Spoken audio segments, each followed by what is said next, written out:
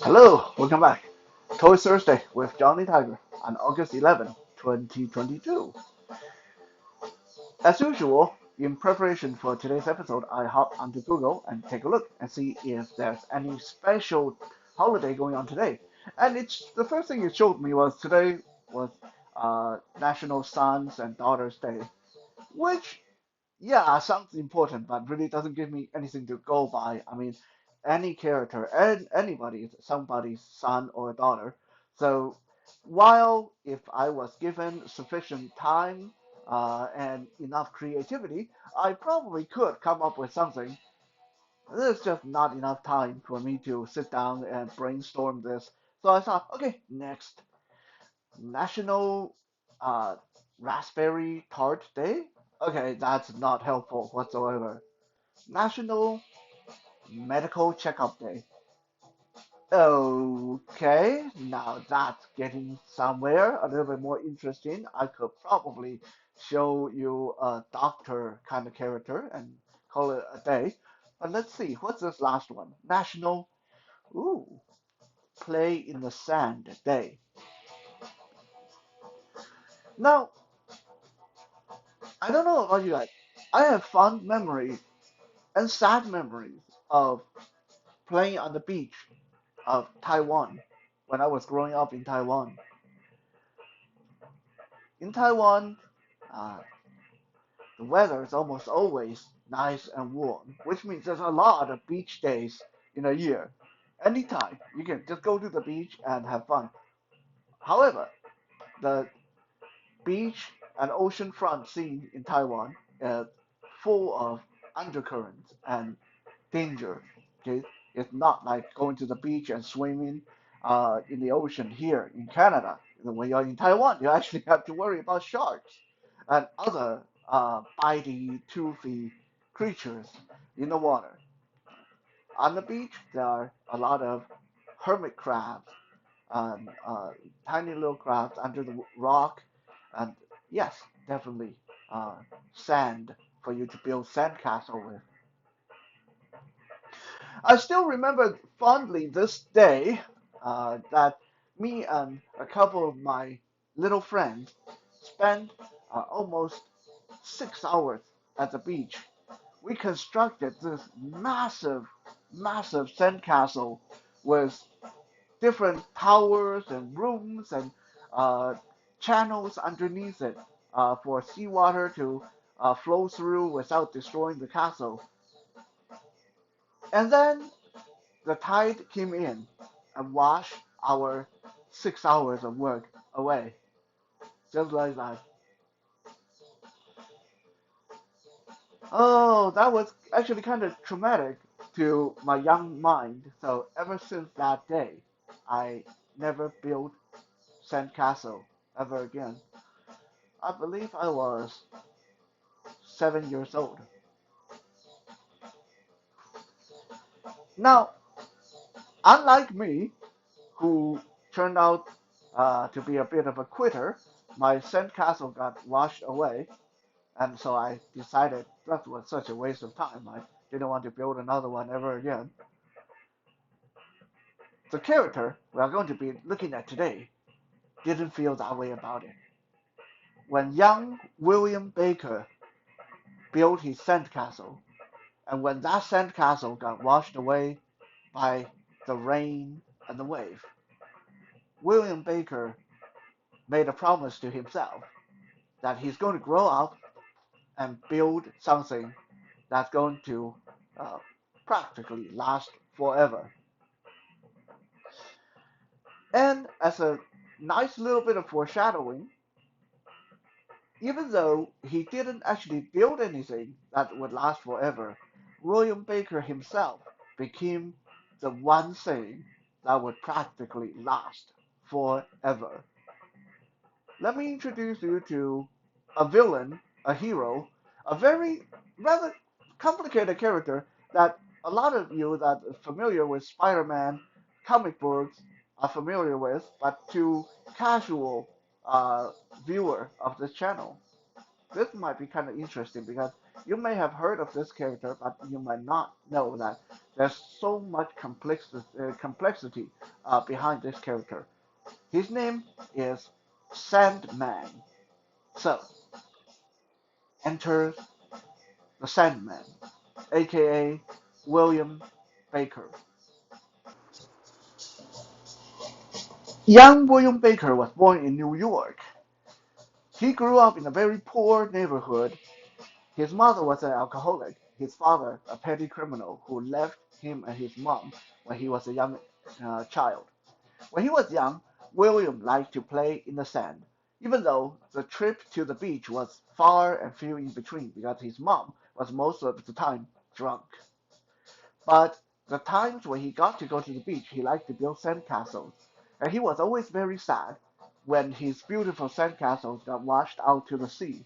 So even at that young age, William Baker made himself a promise that he's going to grow up and build something that would last forever. In school, William, uh, a very young child, this was like junior elementary school, he fell in love. He had a crush with one of his uh, young and beautiful teacher by the name of Miss Flint. And he had his young heart broken when he heard that Miss Flint was engaged and soon to be married to a stockbroker, an old, middle-aged, fat businessman. Like a lot of young puppy love, crush on your teachers, this kind of thing is very, very confusing. I mean, from our point of view, this is kind of laughable. You are like elementary school and a kid, grade 5, grade 6, you have a crush on your teacher, and then you have your heart broken when you hear your teacher get is engaged. Yeah, from our point of view, it's very laughable, very funny, but and you kind of go, oh, how cute. But if you ever experience that, it is devastating. Okay, I experienced that when I was little. I had crush on adults, and when I heard that they were going to get married, or when I heard that they were actually married, oh, it was heartbroken. I was heartbroken. This was devastating to my young psyche. Okay, so the same thing happened to William Baker, young William. Um, so from that day, he kind of developed this little bit of a hatred toward women. He believed that women, like Miss Flint, was money grabbing. That's why she would rather marry a fat, middle-aged stockbroker rather than reciprocate in his young love. Like, how was she even going to reciprocate? I mean, yeah, we are not going to suppose to think about that when, like, getting kind of disturbing. Anyway, so William, uh, now grade 5, grade 6, developed this hatred toward women and feel that women are all money driven and capitalist. And one day he's going to have a lot of money so he can have any women he wants. At that time, William was being bullied by some older kid at school. Uh, Finally, one day he had enough. And listen to this part because this is very relevant to the whole Johnny Tiger and self-defense stuff. I talked about this before. One day young William finally had enough of being bullied. So when he was on his way home, and these two older boys cornered him and was going to shake him down for his lunch money or whatever, beat him up, rough him up, do the usual bully thing. Young William exploded and fought back, and he found to his surprise that he actually trounced these bullies with relative ease. He kicked their asses from north to south, from left to right. No problem. He felt good. William, from that day on, became a bully himself. He realized as long as he could fight harder, he got bigger muscle, he didn't have to take any crap from anybody.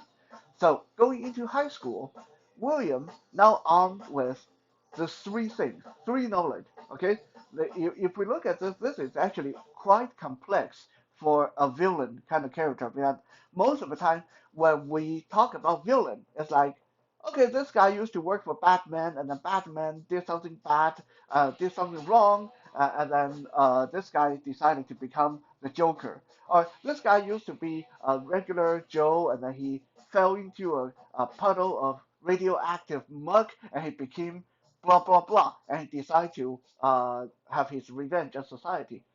Most of villains don't have a bio as complex as young William Baker here.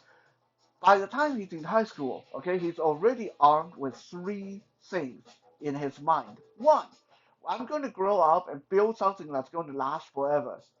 Nothing going to wash it away. Two, women are lousy. Women are, well, harlots. They just like people who have money. So I'm going to grow up and make a lot of money. Third, as long as I have big muscle and I'm willing to fight, I don't have to take any crap from anybody. I can be the biggest dog on the block. I can be the biggest bully in my class. In high school, he joined a football team, and then one day, he was actually very, very successful, a really good football player because William became big and strong, a strapping young lad, you can say. 6 foot tall and 200 something pounds of solid muscle. Very powerful. And one day, depending on the story, this is where the story kind of went a bit wacky. But one of the stories said uh, one of his best buddies, who was also on the football team, took a bribe from the mafia and decided to throw the game. And then uh, William ended up getting blamed by the coach. The coach thought William was the one throwing the game, so he kicked him out of the team, and then the school expelled him. From this point on, William went on what to a lot of people would be a road of no return, but not so much for him. His life actually managed to get turned around in a very interesting way. We'll get to that in a little bit. At that point, getting kicked out of school, he's big and strong, and he's willing to throw down with anybody. And he has the drive, the eye of the tiger. He got the hunger. He's going to make money. He's going to build great things. William became a criminal. He started doing odd heists and jobs and trying to make money the quick and dirty way. Eventually, like most young criminals, he got himself tossed in jail. And this is where the story went kind of have a little bit of heart-rending moment because when he's in jail, he ran into his father. Yeah, remember the father that was a petty criminal that ditched him and his mom when he was very little. However, unlike some other villains that you ditched me when I was little, so now I run into you, I'm going to murder your ass. William didn't do that. William tried to become friend with his dad. He wanted to know what kind of person his dad was. So rather than telling his dad, "Hey, I'm your son. I'm that son that you ditched," he told his dad, "I'm just a dude. I was doing a job. I got arrested. My name is Flint Marco." He used his uh, elementary school crush, the teacher Miss Flint's name, and called himself Flint Marco, and became good friend with his father. This was how he chose to uh, learn about his dad and figure out what kind of person his dad was. Later, when his dad was released from jail, William couldn't bear the thought of being parted from his dad because, even though his dad didn't know that this guy is his son, uh, they were really good buddy at this point. So young William staged a prison break and escaped from jail. But this was when things went bad, uh, as if things were not bad enough already. At this point, while hiding from the authority, young William hid out in a cave, not knowing that this was a cave that a lot of radioactive waste, yeah, we knew this was coming somewhere. A lot of radioactive chemicals were dumped by the government. The radioactive chemical in the cave effectively killed him, but at the same time, revived him. So rather than dying, uh, William, his whole body fused with the sand beneath his feet, and he became the eternal, immortal Sandman. He became a creature that was purely formed of sand.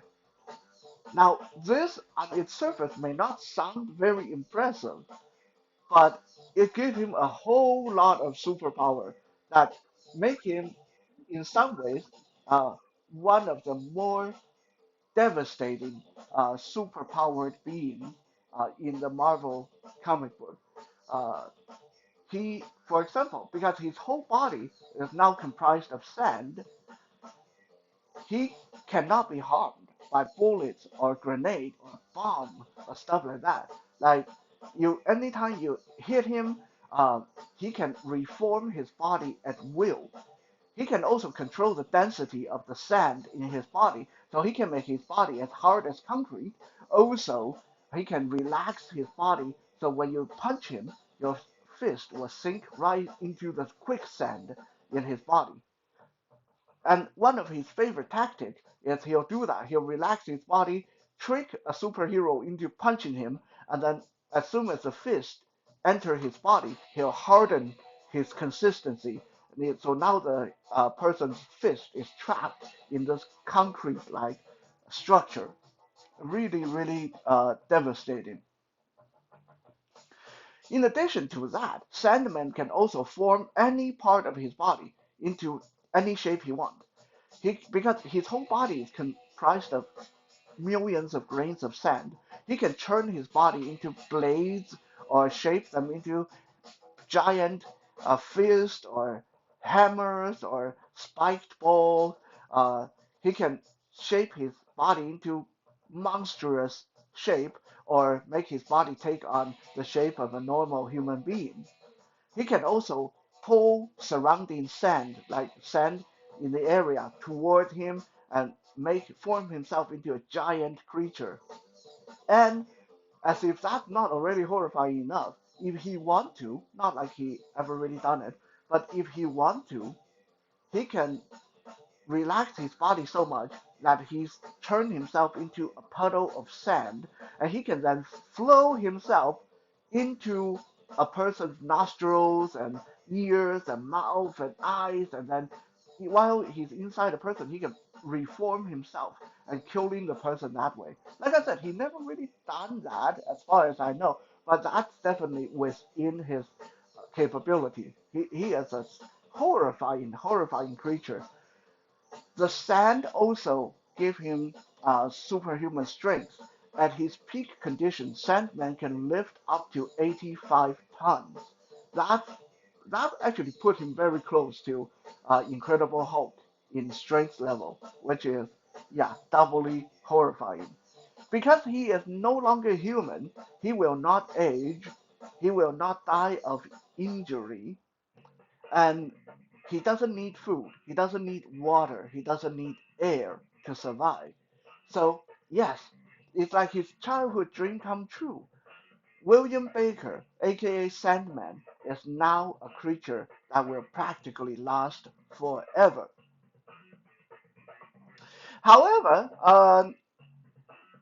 as much as his impressive power set is impressive, he has some glaring weaknesses as well, because his whole body is made of sand. So the first time he fought Spider-Man, he got defeated in the most embarrassing way. Spider-Man defeated him using a vacuum cleaner. Like, yeah, dude, he literally just vacuumed him up into a vacuum cleaner and then gave him over to the police and said, "Here you go, here's Sandman. Take him and keep him safe." And yeah. However, Sandman is very good at escaping from captivity because he can constantly shift his shape. So he can disguise himself as one of the police officers. He can, if you're not careful, he can just turn himself into a puddle of sand and he can flow through under the door or tiny cracks in the building. So you really need an airtight room to keep him in. Otherwise, it's hard to keep him in prison. A Sandman also has a weakness where if you knock him into the water, if the sand that make up his body get wet, he loses control of his body until he can dry out. So one of the quickest way, one of the more common way to defeat him is to throw water on him and get him wet.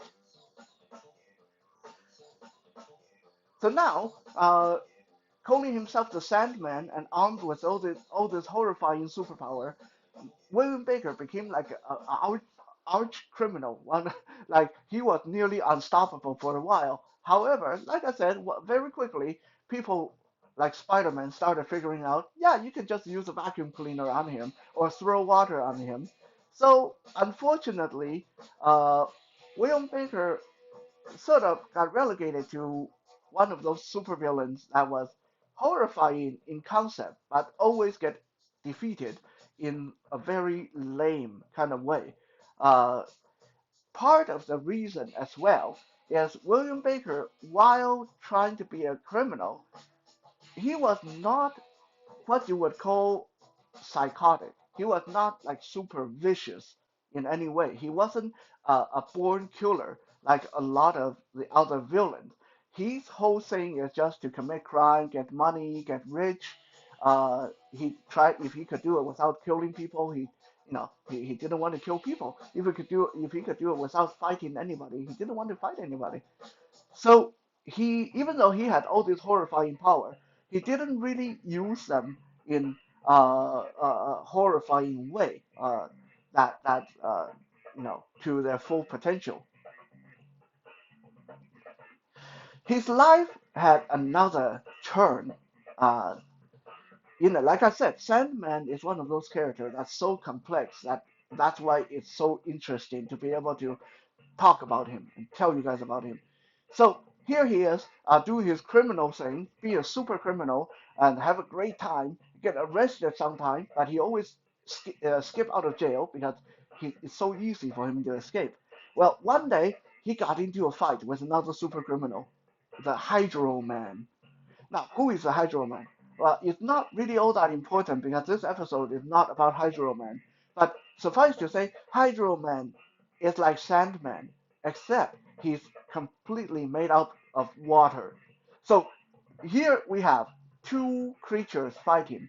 One guy is made out of sand, one guy is made out of water, and then during the battle, they knocked each other into a radioactive, polluted river. I don't know what kind of world we live in if there's like so many radioactivity and pollution that's so horrifying like that. But anyway, both of them fell into this river, and of course, the water guy got diluted because water fell into water. He kind of fell apart. And then Sandman, as we already talked about, he can't operate when he's wet. So what happened is the radioactive substances in the river made the two of them fused into one being. So Sandman and Hydro Man fused together and couldn't get away from each other. There are two minds trapped into this giant monster body that a monster made out of mud, basically water and sand. You get mud, right? So this giant mindless creature, so confused because it's carrying both of their personality. Long story short, this creature finally was able to, after going through some treatment from various superheroes trying to help the Hydro Man and Sandman uh, get free from each other, finally they got free from each other. They separated, but both of them felt so violated from having each other inside their body like this uh, that it kind of uh, drove them nuts a little bit. So Sandman found himself sitting in a local bar, just drinking his sorrow away. He felt so violated, having Hydro Man inside his body all this time. And yeah, He got PTSD. Okay, Sandman had PTSD. This was when one of the superheroes walked into the bar. It almost sounds like a setup for a joke. A super villain and a superhero met each other in the bar. But that's basically what happened. Sandman is here drinking his sorrow away when the Thing from Fantastic Four walked into the bar. And they had a heart to heart chat, and the Thing basically uh, didn't arrest him. And Sandman was talking about, oh my God, I feel so bad. I feel so violated after this experience. I think I'm going to go straight. I don't think I want to do this super criminal thing anymore. So after that, Sandman became a superhero. Yes, this guy who set out as a supervillain, armed with all this horrifying power, became a superhero, even joined the Avengers, working for Captain America and Iron Man, solving crimes, and he also fought uh, as a part of an international mercenary group, solving international crimes and stuff like that. Now, there were several times when he was forced back into criminal activity. One of those times was when his old crime buddies caught up to him and blew up his landlord and pissed him off. And so he kind of regressed back into being a criminal for a while. But for the most part, Sandman is this very complex character that drifts constantly between this side of the law and that side of the law. He's a character who walks the line on both sides, but mostly to heart. In his heart, he's a decent person. He's a guy who's trying to survive, trying to be good, but circumstances sometimes will force him back into being a bad guy. Very interesting character. I will tell you that I never knew this much about the Sandman until I got this action figure made by Hasbro, uh, I believe early last year, and that we're going to show in today's video. And after I got this character action figure, I did some research, read up on this character, and I was like, wow. All these years I saw Sandman as just some petty criminal get beat up by Spider-Man sometimes. I never knew that he is that deep of a character.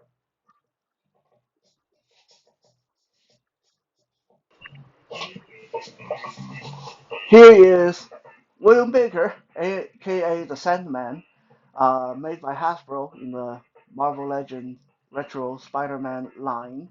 This is the first time I have a Sandman action figure, so I was very excited to get him last year when I got him. Um, he is mostly in this look, he is mostly look like a regular dude. He's got brown wavy hair.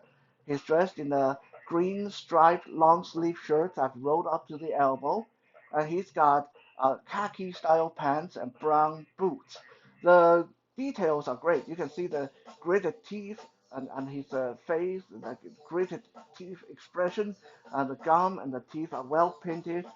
Hair is well done. The stripes on his green shirt is well done, and even his shoelaces really well done. This is actually a generic body because when he's disguised as a human, Sandman just looks like a regular guy. So Hasbro very cleverly used one of their better, in my opinion, one of the better generic human body for this. It's a body muscular, very muscular dude in shirt and pants. This is the same body that was used for the Punisher action figure and also for the Luke Cage action figure.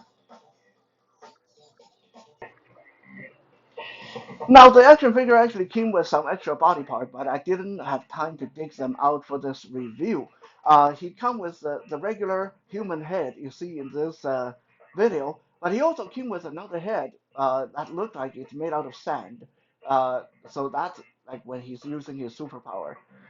He came with regular human arm, but that's not very exciting. So I have him using his superpower. So his hands, his arms are transformed into weapons on this video.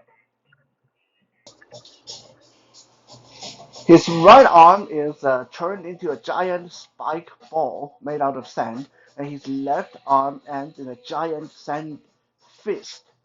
So this like it's a very good portrayal of this guy's power. Although I really hope I wished they would have included sand construct for his lower body as well, because this guy can turn his whole body into different shapes. So, and another reason why I would like some sand construct for his lower body is because his sand weapons are so heavy that this guy constantly tips over. This is one flaw. If there's going to be a flaw for this figure, that's the one flaw that I'm going to say is he's really hard to balance, because if you want his sand arms, the spike ball and the giant fist on him, he doesn't stay standing very well. You kind of have to tip him back, lean him back a little bit. Otherwise, he'll do a face plant when you least expect him to.